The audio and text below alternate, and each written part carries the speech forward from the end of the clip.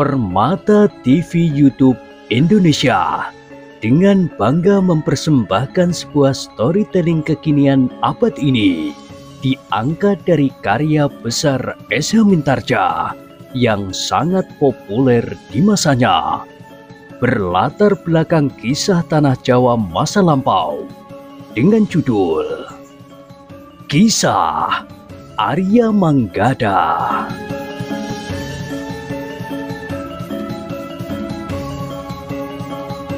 Pada kesempatan yang sangat baik ini, kita masuk pada episode yang ke-164. Selamat menikmati.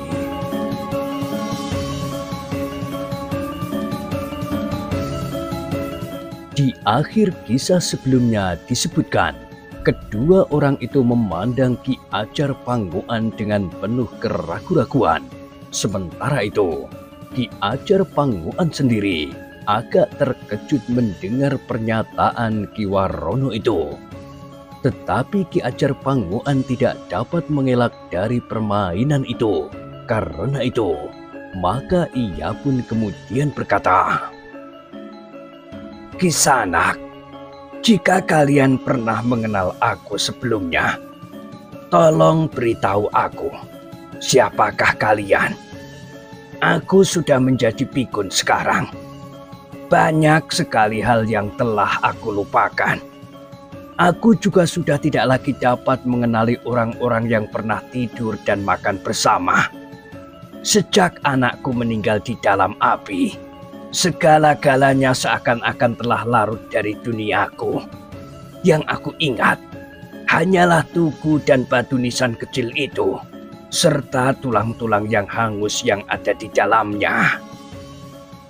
Yang tertua di antara kedua orang itu pun kemudian berkata sambil menarik nafas dalam-dalam, "Kiai Banyu Bening, kami mohon maaf bahwa kami mengaku telah mengenal Kiai. Sebenarnya lah, kami memang belum pernah mengenal. Yang kami ketahui adalah sekedar ancer-ancer. Ternyata Kiai sama sekali berbeda dengan ancer-ancer yang telah kami terima."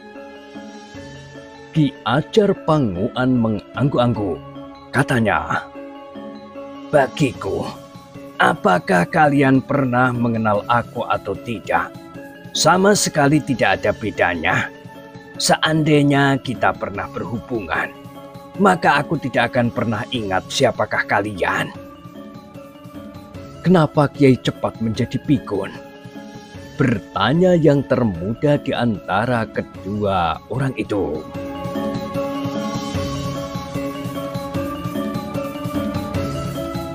Ki Ajar Panggoan menarik nafas dalam-dalam. Katanya, "Aku tidak tahu, tetapi sepeninggal anakku, rasa-rasanya masa laluku ikut hilang pula terkubur di bawah batu nisan kecil itu." Kiai sangat menyesal atas kematian anak Kiai itu. Wajah Ki Ajar Panggoan menjadi tegang. Dengan lantang ia berkata, "Kenapa kau bertanya seperti itu? Kau telah menyinggung perasaanku. Ingat, meskipun aku pikun, tetapi aku masih tetap menguasai ilmuku dengan baik. Selama tugu dan nisan itu ada di situ, maka ilmuku tidak akan pudar. Aku tinggal memerlukan beberapa hari lagi untuk mencapai puncak kejayaan ilmuku. Setelah itu, maka apapun yang terjadi, bahkan seandainya gempa mengguncang dan membuat tanah ini menganga, sehingga tugu dan nisan itu tenggelam, maka ilmuku sudah tidak akan mungkin goyah lagi."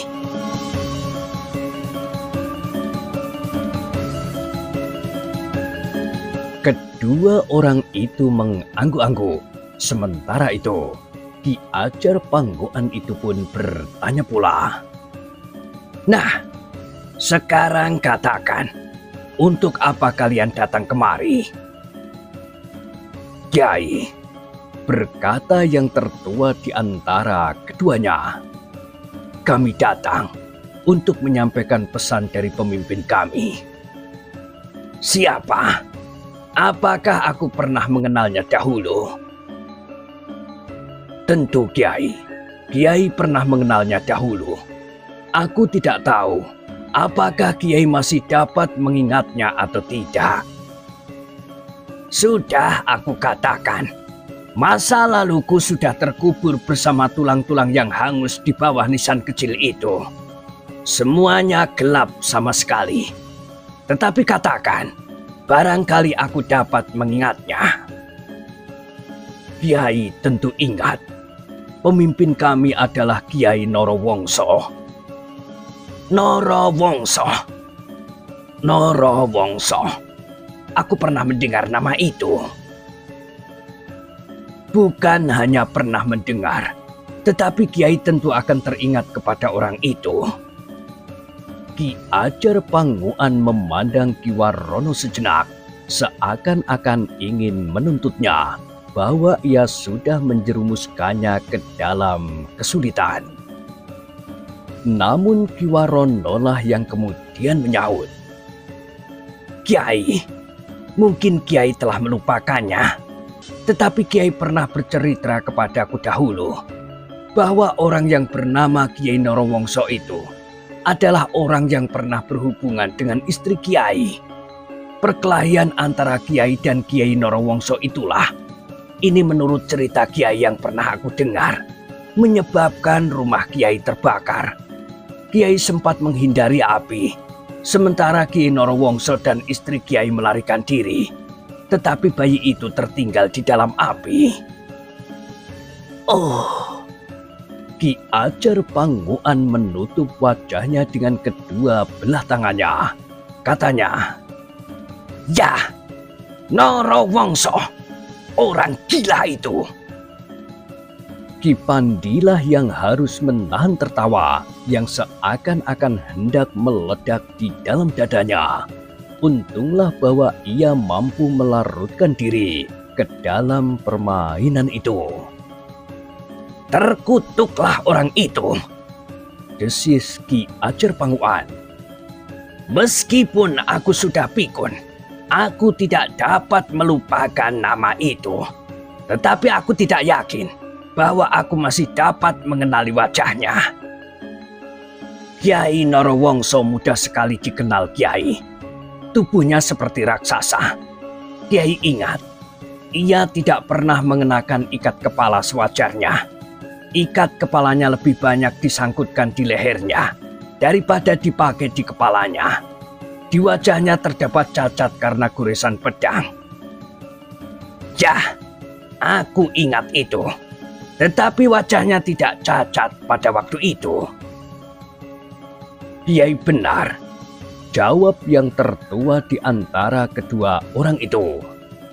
Tentu Kiai tidak pernah melihat wajahnya terluka, karena luka itu terjadi pada saat Kiai Norowongso bertempur melawan Kiai Banyu Bening saat itu. Saat api menyala dan menelan rumah beserta bayi itu. "Kenapa aku tidak mengoyak lehernya pada waktu itu?" desis Ki Ajar Panguan. Ternyata usia Kiai Norowongso masih panjang.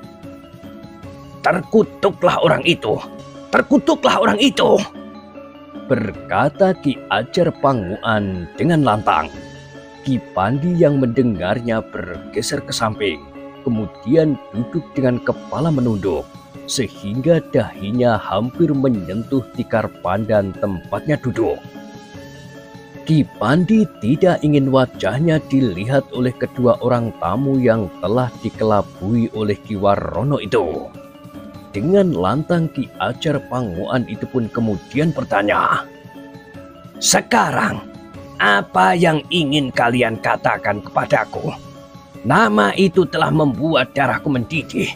Sebelum aku berbuat sesuatu di luar kendali nalarku, katakan apa yang harus kalian katakan."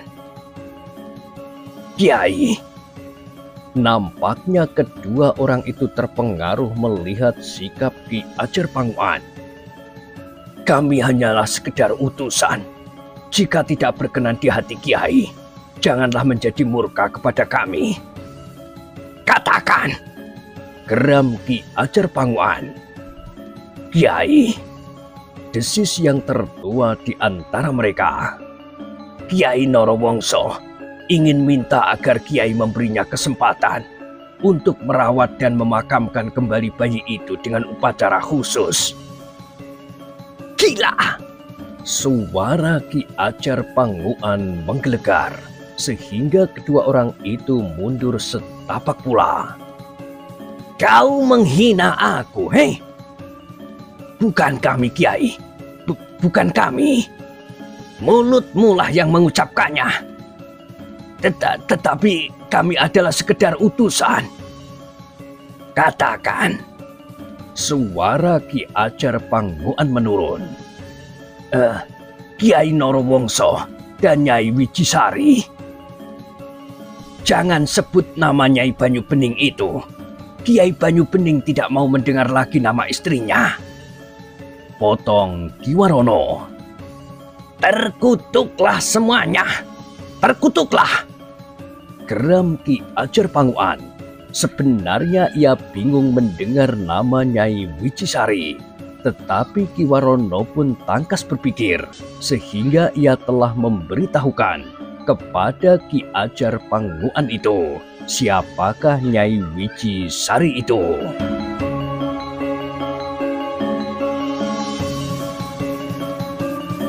Ampun Kiai, desis yang tertua. Katakan, desis Ki Ajar Panguan. Tetapi jangan sebut nama itu. Aku telah mengutuk diriku sendiri. Jika aku melupakan masa laluku, kenapa nama itu tidak pernah dapat aku lupakan? Baik, baik Kiai, sahut yang tertua itu.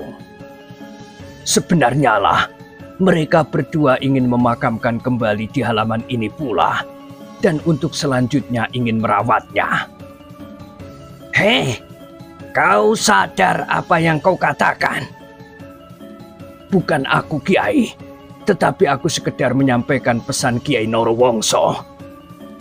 Katakan, katakan. Ki Ajar Panguan hampir berteriak. Keduanya ingin tinggal di padepokan ini untuk menunggui dan merawat makam bayi itu. Sementara itu, mereka mohon Kiai Banyu Bening dan para cantrik yang ada di sini untuk meninggalkan padepokan ini. Mata Ki Ajar Panguan terbelalak. Dari sorot matanya memancar api kemarahan. Dengan suara lantang Ki Ajar Panguan itu berkata, "Pergi, pergi. Jika kalian tidak segera pergi, aku pancung kau di bawah tugu dan batu nisan itu." Bukan kehendak kami, Kiai.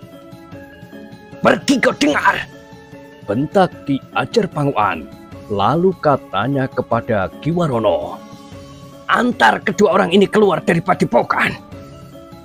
Ki Warono pun segera bangkit dan berkata, "Marilah Kisanak, cepatlah sedikit." Kedua orang itu pun kemudian bangkit pula sambil berdesis, "Kami mohon diri, Kiai. Cepat pergi. Kalian telah menyakiti mataku, telingaku dan hatiku." "Cepat sedikit," desis Ki Warono. "Jika darahnya naik sampai ke kepala, hati-hatilah kalian tak akan pernah keluar dari padepokan ini." Kedua orang itu tiba-tiba saja kehilangan segala kegarangan dan keberanian mereka. Keduanya pun melangkah dengan cepat, melintasi halaman diantar oleh Ki Warono. Para cantrik yang berada di regol pun telah membuka selarak pintu regol itu dan membukanya.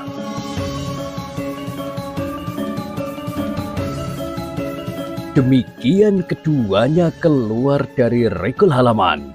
Ki Warono pun berkata, "Itulah sosok orang yang kalian cari, Kisanak. Kalian harus dapat menempatkan diri kalian. Jika kalian menyampaikan jawaban Kiai Banyu Bening, agar pemimpin kalian tidak terbakar hatinya." Ketika kedua orang itu merasa sudah berada di luar padepokan, maka keberanian mereka telah menyala kembali di dalam dada mereka, sehingga yang muda di antara mereka pun menjawab, "Kami tidak akan mengulas keterangan Kiai Banyu Bening di sana. Kami justru akan membakar hati Kiai Narowongso. Dengan demikian, padepokan ini pun akan terbakar habis menjadi abu, sebagaimana rumah Nyai Wijisari serta anaknya. Kau jangan mengira bahwa Nyai Wijisari tidak tersiksa oleh kematian anaknya itu. Tetapi ia tidak menjadi gila seperti Kiai Banyu Bening.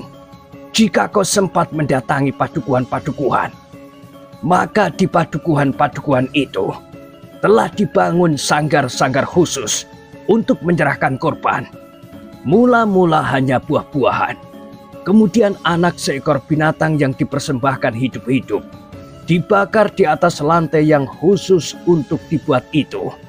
Pada saat terakhir, Kiai Banyu Bening telah memerintahkan yang dipersembahkan adalah bayi-bayi yang masih hidup untuk dibakar. Kiai Banyu Bening akan mendapat kepuasan batin tertinggi jika ia mendengar jerit bayi yang terbakar itu. Dendamnya karena kematian bayinya telah menjadikannya gila." Kedua orang itu termangu-mangu sejenak. Hampir di luar sadarnya ia berkata, "Jadi korban yang dituntut oleh Kiai Banyu Bening itu membakar bayi hidup-hidup?" "Ya." Keduanya saling berpandangan sejenak, namun kemudian ia pun berkata, "Semuanya akan kami katakan kepada Kiai Narowongso, tetapi kau harus mengatakannya kepada Kiai Banyu Bening bahwa Kiai Narowongso adalah seorang yang berilmu sangat tinggi. Demikian pula istrinya, Nyai Wijisari.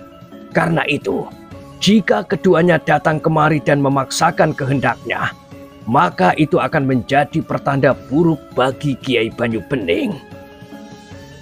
Terserah kepadamu, apakah kau akan berusaha mencegah pemimpinmu agar tidak datang kemari atau tidak?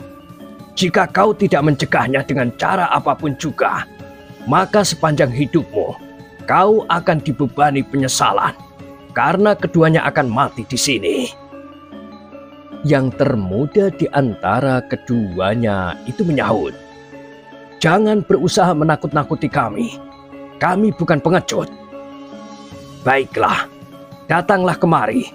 Bawa Kiai Narowongso dan Nyai Wijisari. Kami akan segera menyiapkan batu nisan bagi mereka berdua. Mayat mereka akan dikubur di menyebelah tugu itu. Karena di dunia langgeng, mereka akan menjadi hamba dari bayi yang meninggal karena terbakar itu." "Impian gila!" geram yang muda. Namun Ki Warono malah berkata, "Tetapi kematian yang paling buruk yang dapat terjadi atas Kiai Narowongso dan Nyai Wijisari adalah bahwa keduanya juga akan menjadi persembahan yang akan dibakar hidup-hidup." "Satu gagasan yang baik," geram yang tertua. "Kiai Narowongso akan memperlakukan Kiai Banyu Bening seperti itu." Ki Warono tertawa. Katanya, "Pulanglah sebelum Kiai Banyu Bening memerintahkan para cantrik menangkapmu dan menyeretmu kembali ke pendopo. Kalian tentu melihat tonggak besi yang sudah menjadi hitam di sebelah pendopo itu. Kalian tentu dapat membayangkan gunanya." Keduanya pun kemudian meninggalkan padepokan itu. Di sepanjang jalan mereka masih saja berbincang tentang orang-orang padepokan itu. Namun mereka pun mengakui betapa besarnya wibawa Kiai Banyu Bening, sehingga di hadapannya keduanya seakan-akan telah dihadapkan pada sebuah pengadilan yang sedang mengadili mereka.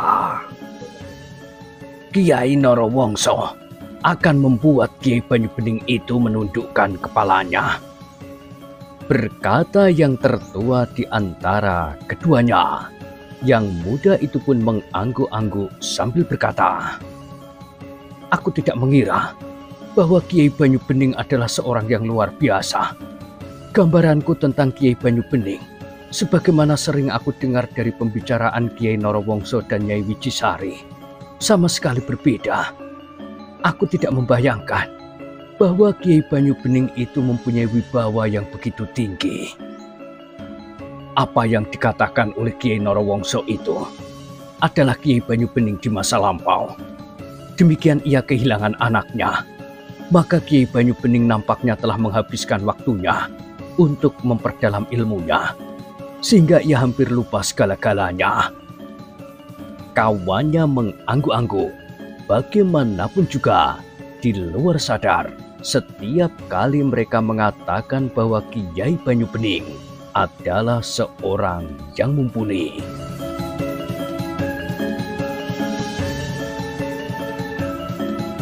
Dalam pada itu, ketika kedua orang itu melangkah pergi, maka Ki Warono pun segera kembali ke pendopo. Ia termangu-mangu sejenak melihat Ki Pandi tertawa. Bahkan kemudian katanya, "Perutku terasa sakit karena aku harus menahan tertawa. Tetapi Ki Ajar Panguan benar-benar seorang yang mampu mengelabui orang lain. Ki Ajar benar-benar mampu menjadi Kiai Banyu Bening." Ki Warono pun tertawa pula. Namun Ki Ajar itu pun berkata, "Ki Warono mengejutkan aku. Tiba-tiba saja, sebelum kita berbicara lebih dahulu, aku ditunjuknya langsung menjadi Kiai Banyu Bening. Aku sudah tidak mempunyai waktu lagi," berkata Ki Warono. "Tetapi apakah keberatannya jika kita katakan berterus terang tentang padepokan ini?" "Aku kira apapun alasannya, namun agaknya mereka akan tetap menuntut tanah ini. Tanah yang di atasnya terdapat sebuah padepokan yang sudah berada di tangan kita. Jika tanah dan padepokan ini bukan lagi milik Kiai Banyu Bening, apakah mereka juga akan menuntut? Sedangkan sebelumnya, kita tidak saling mengenal dengan Kiai Narowongso dan Nyai Wicisari," desis Ki Ajar Panguan. "Kita masih belum tahu benar apakah yang sebenarnya mereka kehendaki. Apakah Nyai Wicisari dengan jujur ingin mendapatkan kembali anaknya yang telah lama meninggal atau alasan-alasan lainnya? Karena itu, selagi Ki Ajar, Ki Pandi dan yang lain ada di sini, biarlah persoalannya diselesaikan dengan tuntas." Ki Ajar Panguan mengangguk-angguk. Ia mengerti kecemasan yang mencekam jantung Ki Warono yang merasa bahwa ilmunya masih belum memadai. Karena itu, maka Ki Warono memerlukan perlindungan dari beberapa orang yang berilmu tinggi.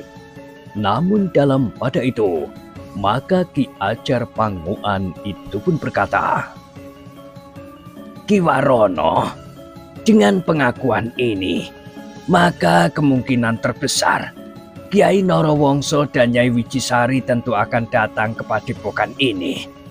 Karena itu, maka Ki Warono sebaiknya mempersiapkan orang-orang yang kini masih berada di padepokan ini. Kekuatan padepokan ini telah menyusut jauh dibandingkan pada saat Kiai Banyu Bening masih berada di padepokan ini." "Benar Ki Ajar, tetapi yang tinggal sekarang adalah orang-orang yang lebih mapan. Mereka mulai mengerti apa yang sebenarnya terjadi atas diri mereka di saat Kiai Banyu Bening masih memimpin padepokan ini. Sedangkan sekarang, mereka berada di sini karena satu keyakinan yang lebih dewasa." Ki Ajar Panguan itu pun berkata, "Baiklah, kita akan menunggu apa yang akan dilakukan oleh Kiai Narowongso. Tetapi kita tidak boleh sekedar berpangku tangan."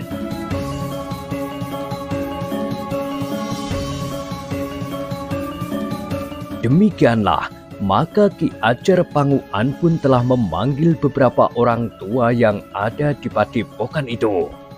Dengan singkat Ki Ajar telah menceritakan apa yang telah dibicarakan dengan kedua orang yang mengaku utusan Kiai Norowongso dan Nyai Wicisari.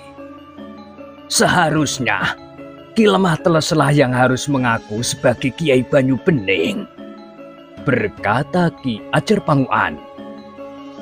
Kenapa aku? Bertanya Ki Lemah Teles. Bukankah kita sudah sepakat bahwa Ki Lemah Teles akan berada di padepokan ini untuk seterusnya? Ki Lemah Teles mengangguk-angguk, tetapi kemudian ia pun berkata, tetapi biarlah kali ini Ki Ajar Panguan yang akan berperan sebagai Kiai Banyu Bening. Ki Pandi pun tertawa sambil berkata, Ki Ajar telah memainkan peranannya dengan baik sekali. Tetapi jika Kiai Norowongso dan Nyai Wicisari yang datang kemari, maka mereka akan merasa bahwa mereka telah dikelabui oleh orang-orang yang sebelumnya mereka tidak kenal. Dengan demikian maka orang-orang tua itu berpendapat bahwa padepokan itu harus mempersiapkan diri menghadapi orang yang menyebut dirinya Kiai Norowongso dan Nyai Wicisari yang telah bertahun-tahun mencari orang yang bernama Kiai Banyu Bening itu. Dalam pada itu, Ki Ajar Panguan pun berkata kepada Ki Warono, aku memerlukan pengenalan lebih jauh tentang pribadi Kiai Banyu Bening serta kehidupan yang mengelilinginya. Sejauh aku ketahui Ki Ajar, jawab Ki Warono. Tetapi dari mana Ki Warono mengetahui kehidupan Kiai Banyu Bening yang tidak bening itu? Bertanya Ki Pandi. Kiai Banyu Bening memang sering berbicara tentang dirinya. Jika ia mulai dibayangi oleh kehidupan masa lampaunya, maka ia memerlukan seseorang yang mau mendengarkan ceritanya. Bukan hanya aku yang pernah mendengarnya, tetapi beberapa orang yang lain pun pernah mendengarnya. Cerita-cerita itulah yang membuat aku semakin lama semakin ragu akan kepemimpinannya. Aku memang mendengar dan merasakan bahwa apa yang dilakukannya itu tidak lebih dari ungkapan dendam yang mencekam hatinya. Baiklah, berkata Ki Ajar, kita tidak boleh membuang waktu. Kita siapkan apa yang ada untuk mempertahankan tanah dan padepokan ini dari siapapun juga. Ki Warono pun kemudian telah menemui beberapa orang pemimpin kelompok di padepokannya. Mereka mendapat penjelasan tentang kemungkinan yang dapat terjadi atas padepokan itu. Kita belum sempat menyusun padepokan ini dan membuat tatanan baru yang lebih baik. Kita sudah dihadapkan pada satu persoalan baru, tetapi kita harus tegar menghadapinya. Orang-orang tua yang berilmu tinggi itu masih tetap berada di sini. Mereka bukan saja akan membimbing kita untuk mempertahankan padepokan ini, tetapi mereka pun akan dapat membimbing kita menempuh jalan kehidupan yang baru. Kita akan lebih mengenali diri kita dan mengenali sumber hidup kita. Para pemimpin kelompok orang-orang padepokan yang semula adalah pengikut Kiai Banyu Bening itu mengangguk-angguk. Mereka harus mempersiapkan diri untuk menghadapi kemungkinan-kemungkinan mendatang. Dalam pada itu, niat orang-orang tua yang berada di padepokan itu membongkar tugu dan menempatkan lisan kecil itu ke tempat yang lebih wajar terpaksa ditunda. Meskipun keberadaan tugu itu tidak lagi mempunyai arti sebagaimana sebelumnya, tetapi mereka menunggu apa yang akan dilakukan oleh Kiai Norowongso dan Nyai Wicisari dengan anaknya yang telah meninggal itu. Seperti yang dikehendaki oleh Ki Warono, maka orang-orang yang berada di padepokan itu pun telah mulai mempersiapkan diri. Mereka telah memperbaiki panggungan-panggungan yang telah rusak di belakang dinding padepokan. Mereka pun telah mulai berlatih pula dengan sebaik-baiknya. Bahkan orang-orang tua yang berilmu tinggi telah ikut terjun langsung di dalamnya. Namun orang-orang tua yang berilmu tinggi itu mempunyai cara tersendiri. Di samping memberikan latihan-latihan kepada semua orang yang ada di padepokan, mereka telah memilih beberapa orang untuk mendapat latihan-latihan khusus.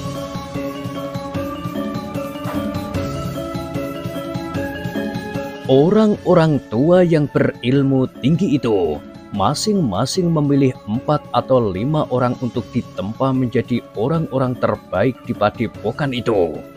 Dalam benturan kekuatan mereka akan menjadi kekuatan yang harus mampu menembus pertahanan lawan dan mengoyaknya. Sementara itu, Manggada dan Laksono pun mempunyai kawan-kawan berlatih yang khusus pula. Kelebihan Manggada dan Laksono mampu mengangkat orang-orang yang mereka pilih ke tataran yang lebih tinggi. Kedua orang anak muda itu telah mempergunakan waktu sebaik-baiknya karena mereka mengetahui bahwa waktu memang sangat sempit. Meskipun demikian, Manggada dan Laksono sendiri tidak mengabaikan latihan-latihan untuk meningkatkan diri mereka sendiri. Dengan alat-alat yang ada di dalam sanggar di padepokan itu, keduanya dengan sungguh-sungguh telah menempa diri mereka sendiri pula. Ternyata usaha itu tidak sia-sia. 4 atau 5 orang yang ditangani langsung oleh orang-orang berilmu tinggi itu telah meningkat lebih cepat. Ki Warono sendiri telah bekerja dengan tanpa mengenal lelah untuk menyadap ilmu kanuragan.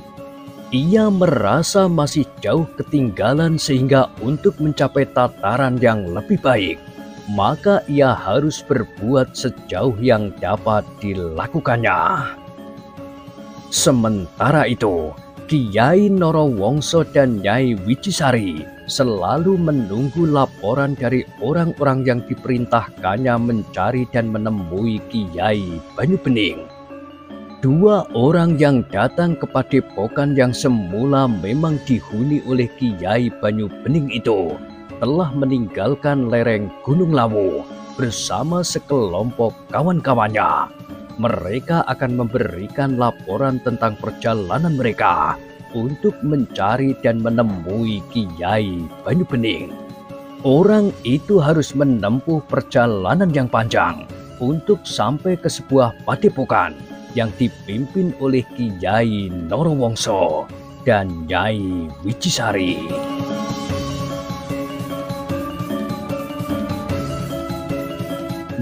Nah, bagaimanakah kisah selanjutnya? Silahkan ikuti terus kisah Arya Manggada pada kesempatan berikutnya. Sampai jumpa.